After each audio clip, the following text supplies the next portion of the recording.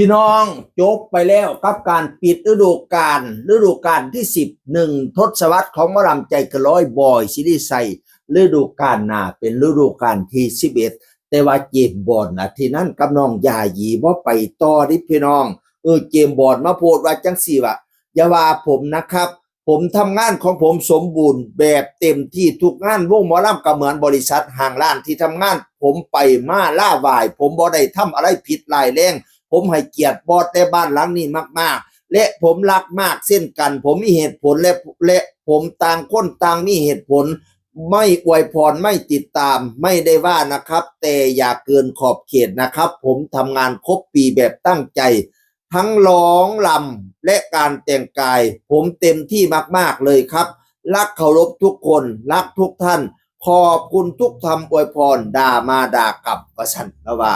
เพราะว่ามีคนไปด่าเราพี่น้องว่าเราลงอย่างประมาณนี้ล่ะพี่น้องหัวหน้าบอยไก่เล่าล่าถึงเวทีเจมส์บอนด์กับยาหยีสิมีหยังเว้ากับพี่กับน้องบ่แล้วก็ได้ล่าถึงเวทีผลต่อพี่น้องเพจหมอลำใจเกินร้อยก็มาเขียนพระเอกเจมส์บอนด์อำลาจากใจเกินร้อยมีโชคดีมีชัยโอกาสหน้าฟ้าไม่พ้อกันครับว่าซั่นว่าแล้วก็มาแซ่โพสต์ของหมอลำใจเกินร้อยเจมส์บอนด์แล้วก็เขียนว่าขอบคุณอายบอดบอยซิริไซ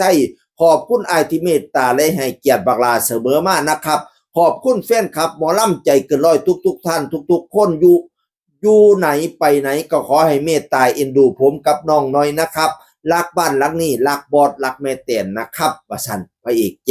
มส์บอนด์เขียนพี่น้องปีหน้าพออยู่แล้วกับน้องยาหยีหลายคนก็มาส่งกำลังใจให้โชคดีมีไส้เด้อไปอยู่ทั้งใดก็ให้เฮงปังๆให้ดังๆกว่าเก่าพะนะว่านั่นน่ะหลายเพจหลายคนก็มาอะไรพี่น้องเจ๊กกี้ผีบ่อยากก็ว่าคอยบ่มักการจากล่ายังหลักและคิดถึงเหมือนเดิม YB หยีบอน YB หยีบอนพี่น้องบัดนี้น้องจามก็มาเขียนเด้ไม่ว่าพี่ทั้งสองจะไปอยู่ไหนหรือไปทำอาชีพอะไรจามก็รักและคิดถึงเสมอนะครับ YB รัก YB รัก YB พี่น้องจามวันนี้บางหลายคนหลายปากหลายดากหลายหัวขี่มีความเว้าต่างกันเนาะคนฮักเพิ่นก็ไหวพรให้คนสร้างก็มีคำแซะนั่นแซะนี่ว่าอย่ามาด่าเราเด้อเจมส์บอนด์แล้วบอกแล้วด่ามาด่ากลับเม่นดีมาเม่นดีตอบพี่น้อง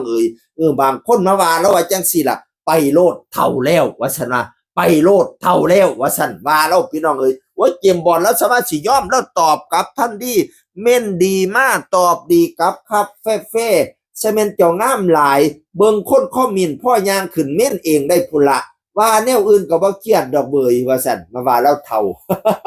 ไปโลดเท่าแล้วว่าซั่นว่าแล้วก็ตอบเบี้ยนนั่นอีกเด้บัดนี้นี่พี่น้องโอ้ยอีเท่าซะแม่นสันดานบ่ดีว่ากูเท่าเจ้าของเอาไปเผาในอีงัวซะแม่นเม่นไล่มันระยะได้สมองหมาให้พ่อมึงสตาร์ไป78ปีพุ่นยุบได้อยู่บ่กูบ่เท่าซ้ำมึงดอกงัวท่ามว่าซั่นนั่นอย่าด่าเราด่ามาด่าตอบจังว่าค่อยเว้าค่อยจากันพี่น้องมันธรรมดาสามัญของวงการหมอลำเก่าไปใหม่มาเก่าไปวนเวียนกันอยู่เช่นนี้แหละวงการหมอลำพี่น้องเ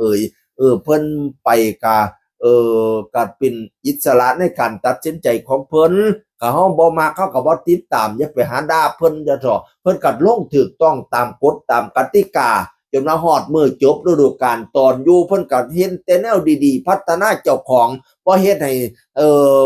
วงเฮาเศร้าเก่าหมองบ่เฮ็ดแนวม่อหมองเกิดในวงเฮาพี่น้องเพิ่นก็เฮ็ดแต่แนวดีๆพัฒนาการร้องการรำการแต่งกายเพิ่นเต็มที่